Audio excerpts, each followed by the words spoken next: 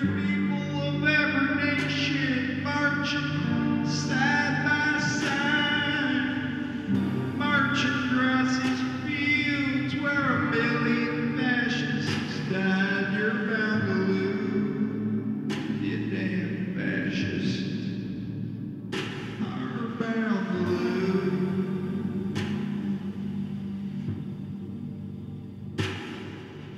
All you fascists bound to lose.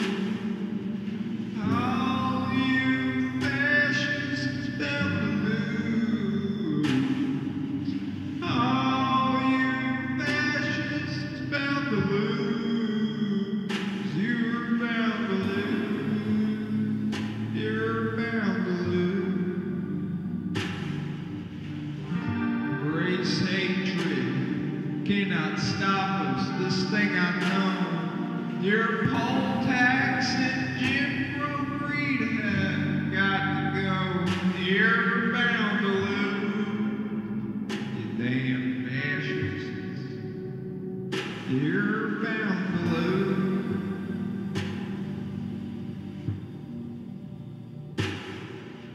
Oh, you fascists bound to lose. Oh, you fascists bound to lose. Oh, you fascists bound to lose. You bound to lose. You bound to lose. Bound to lose.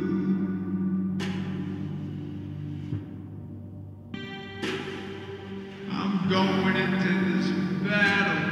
Take my Union gun. We'll end this world of slavery before this battle's won. You're bound to lose. You're bound to lose.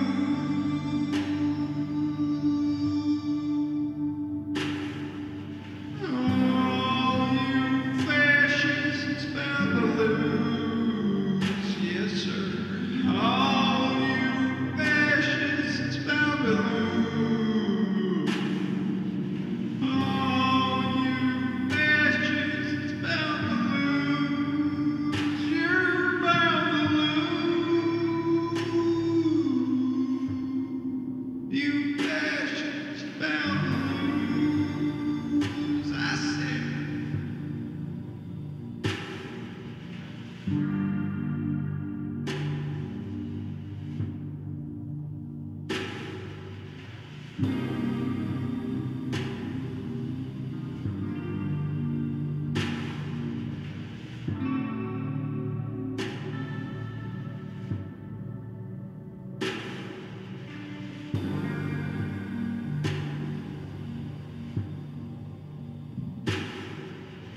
Oh, you fascists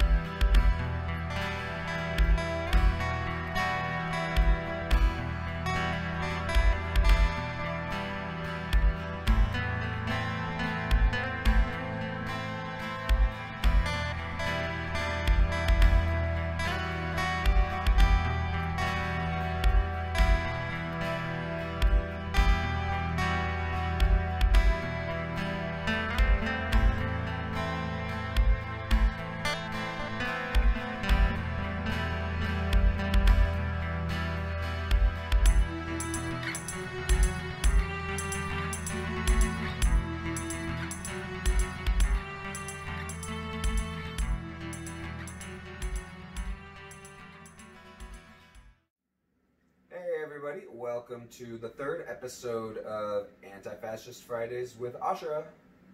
We're Ashera. We are. Ashera. I did this before. Ashera. I like Ashera, but we're Ashera. It's a cool name. It's right. Google it. It's fun. Yeah, you should Google it. Google it. It's an interesting read. So yeah, we are. This is our third episode.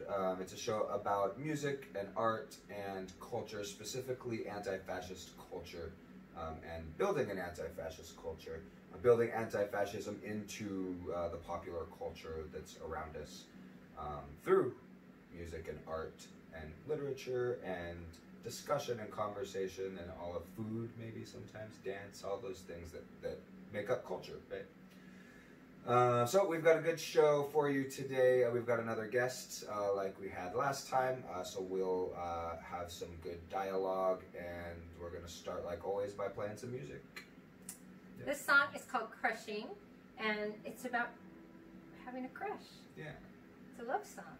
Yeah, right. Yeah, neo-folk is about romanticism, right? And dreaming and looking to a better future, a better life.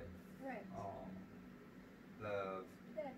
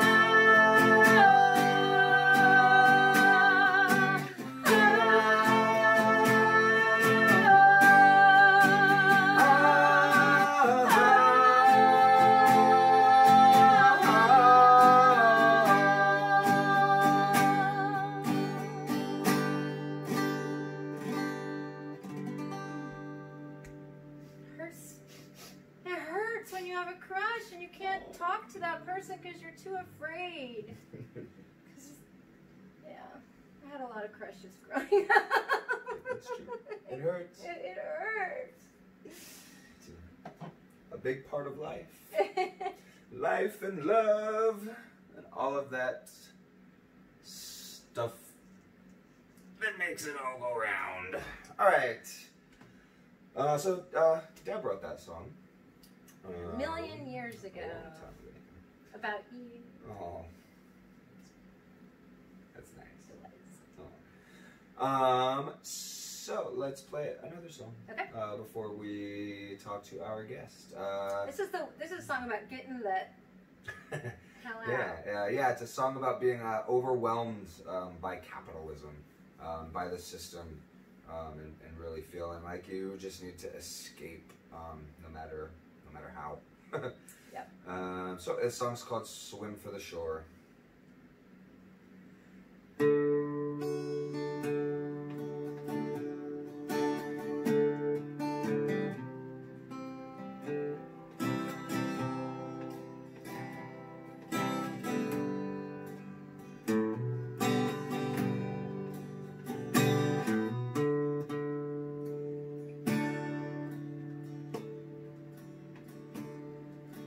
Wander down pathways through backwoods and towns, lost like amnesia, memory has let you down.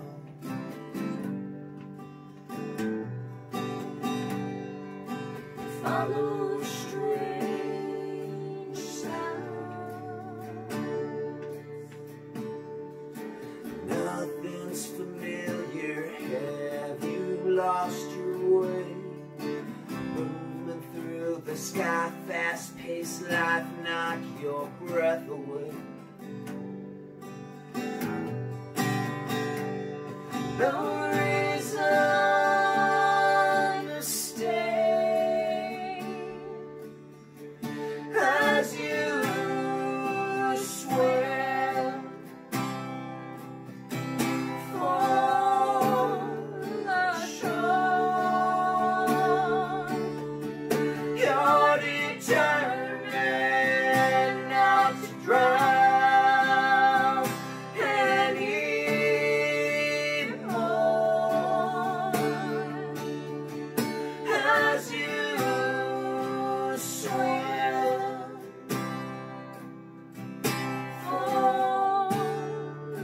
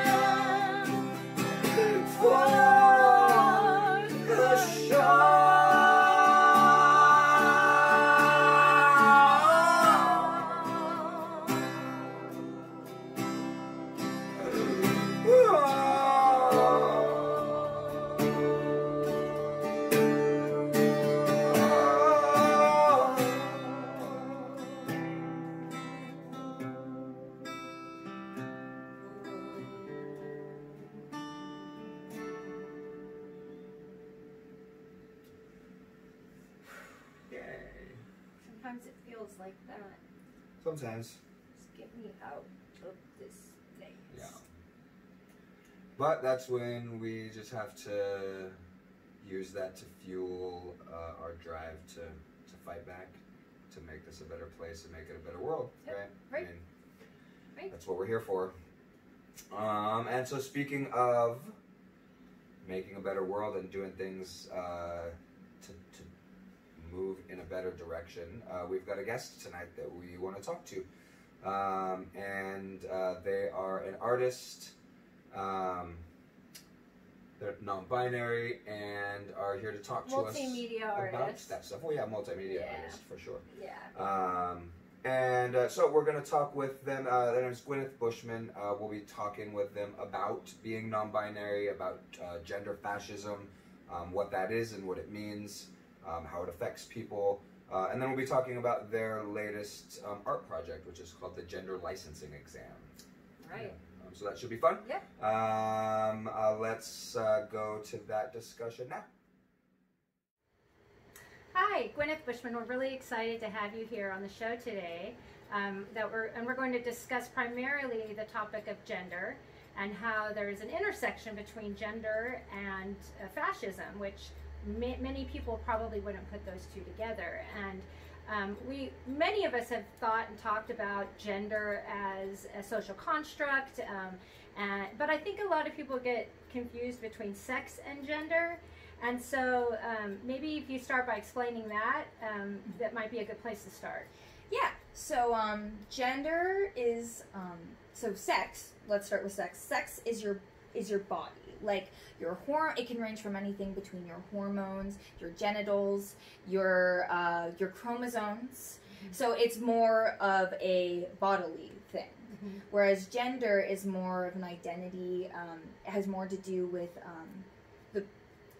it has more to do with the way you express yourself and the way you see yourself. So like the way I dress and the way that I act as a lady or a gentleman. Or wanting to not subscribe to those things too, and like wanting to push against those So the whole gender reveal parties, that's kind of a misnomer in the fact that... Yeah, it's just a reveal of what genitals your baby has. I mean, they don't even do any more research. They literally look at the screen and try and figure out what vaguely They're not could looking be there. at chromosomes or like sex in any of the other kind of biological aspects. And generally it's from a perspective of binary sex too. So there's not even accounted for like intersex folks. And so binary meaning man or woman. Yeah, basically rather than this whole range of different expression. A lot of people know gender as something that is very fluid and ranges as a very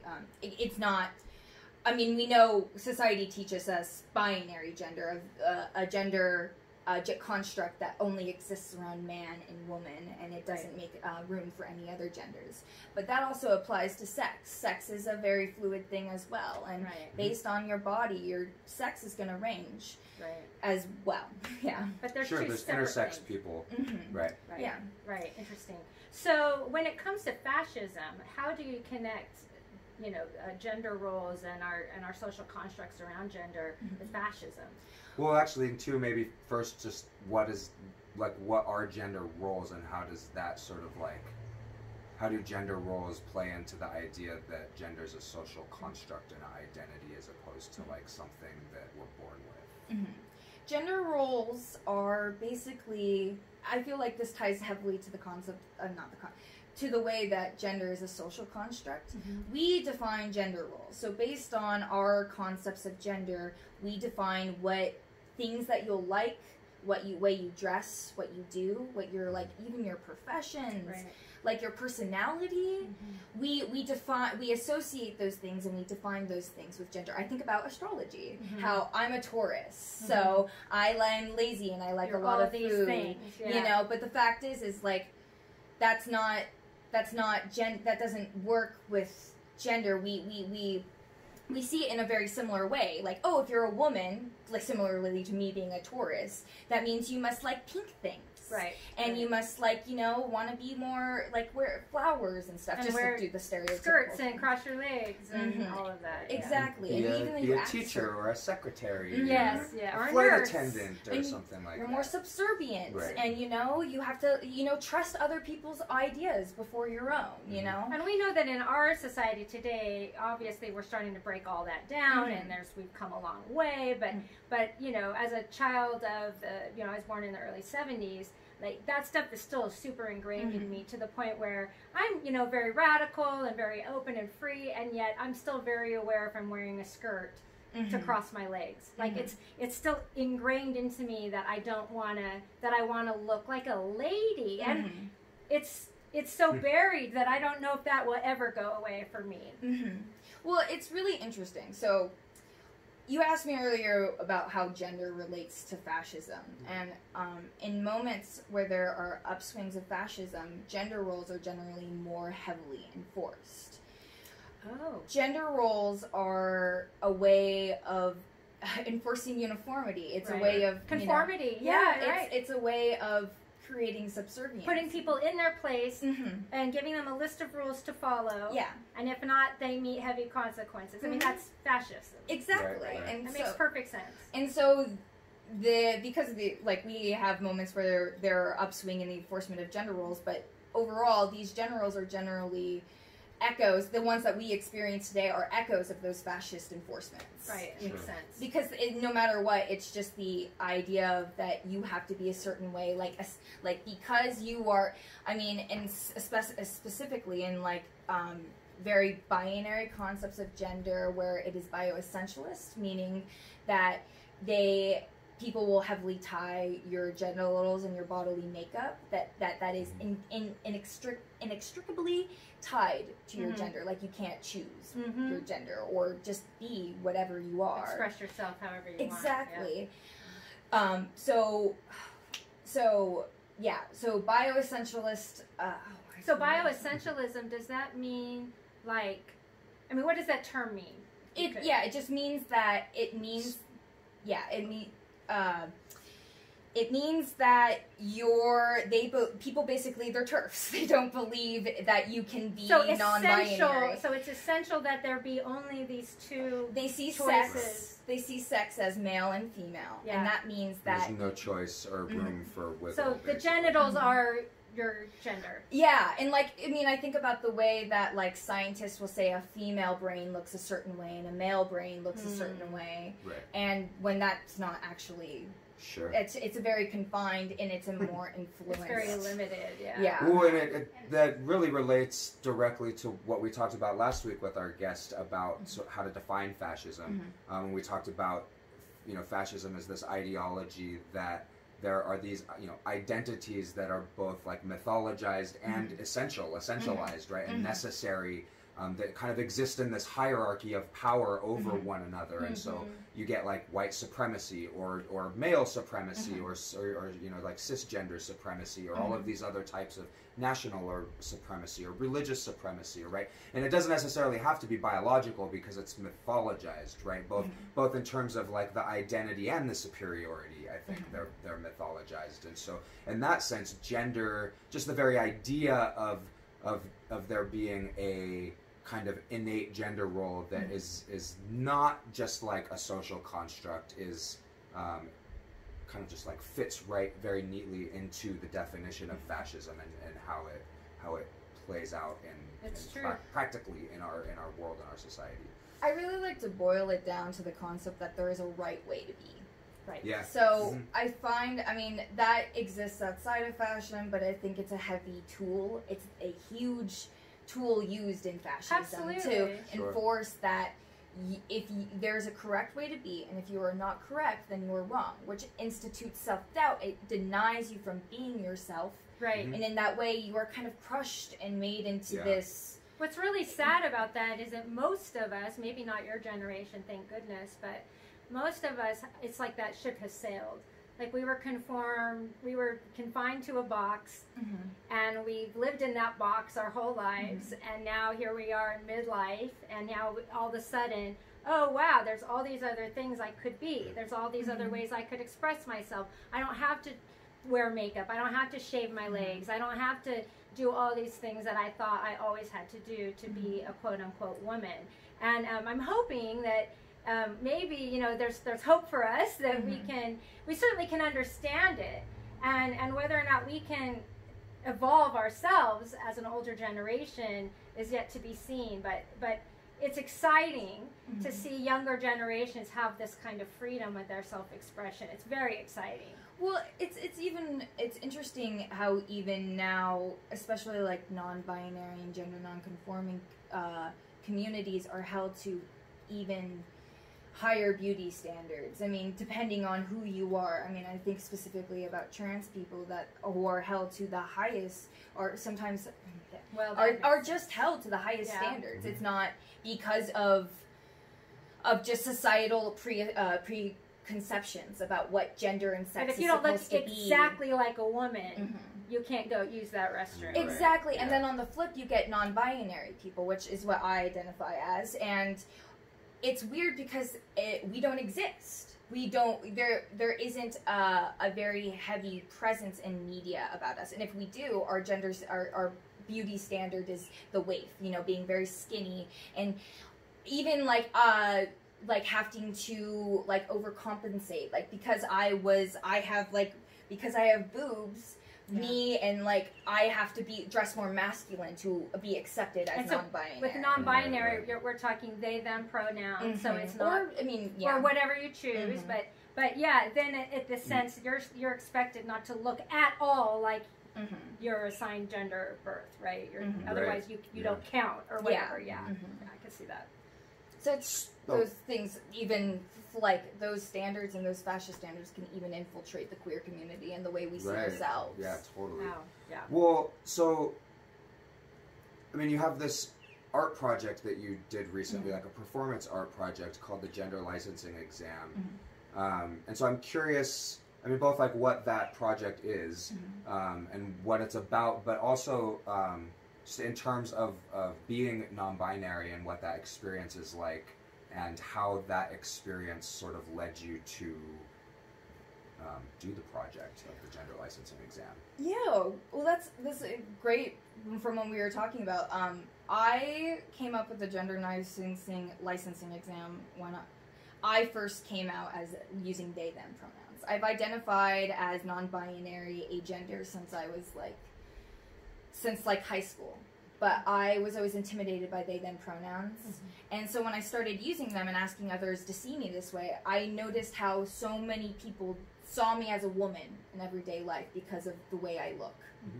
And I got so overwhelmed. It's like everyone has this lens in front of their eyes of like, we are taught to see people a certain way. Like the minute you look at someone, you're trying to figure out their gender because of the societal associations we have been taught to see how we've been taught to see gender.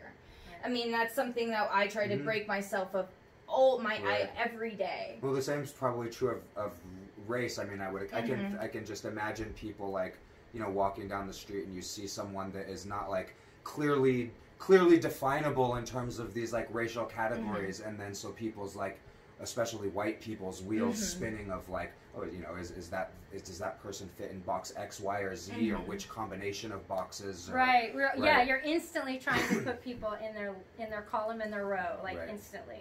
And so I basically really wanted to share this feeling with people, how alienating it is to not be seen as yourself, to be like assumed that you're a certain way, and that makes you, I mean, that's a universal struggle for anyone. So the Gender Licensing Exam was created. It's modeled after the DMV, and it's literally going and licensing yourself in a gender. So it's in this fashion, this is little like a bubble, dystopian reality. Little bubble, you know, it's a performance. Like you go in and it's like you're being immersed in this new area. Everyone is genderless. We call them gender voids because they're void of gender. Oh, gender void. Yeah, so scary. Yeah, and so you have to go and you have to prove that you can be a man or a woman. So you have to take a test, a written test about your worthiness. The test has been written so that it is filled with the things that I learned, and it's more American perspective of gender roles and gender standards. Like, there's one question on the test that says, "What's your favorite color?" and it's blue or pink, and you have to only have a blue color. Yes. If you say you like blue, that means that's a point for being a man. And so basically, you take this test and you get placed as a man or a woman, and then you also have to take a physical test, like at the DMV, where you have to walk and breathe and sit and do other like really absurd actions like a woman or a man, which is just to like, It's more these little tests and these little these trials that people have to go through are designed to make them directly confront the societal standards and the gender binary. So it flips everything on its head, and it does almost seem like it's some dystopian reality in a different time where you have to, like, you're required. But it also But it also reflects how in modern times we judge people so harshly on our gender. Yeah. You know, I mean, like, it's giving cis people the experience of being looked at and being misgendered and not being validated in their own gender. Wow, yeah, that's powerful. Can people take this test, anyone? Yeah. I mean, how can they find it? You can take the test online at thegenderlicensingexam.com. So it's thegenderlicensingexam.com. Yes. Okay. One more time, Awesome. thegenderlicensingexam.com. Well, so I'm interested, and let's actually show folks a little piece. We have a clip of the breathing test that you mentioned queued up. So let's take a look at that clip, and then we'll come back and we'll talk about that clip a little bit. But let's take a look. How to be a man. Lesson 1. Breathing.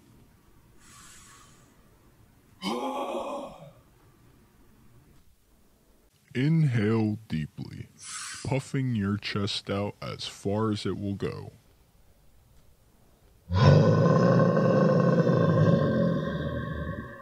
Exhale with a low growl.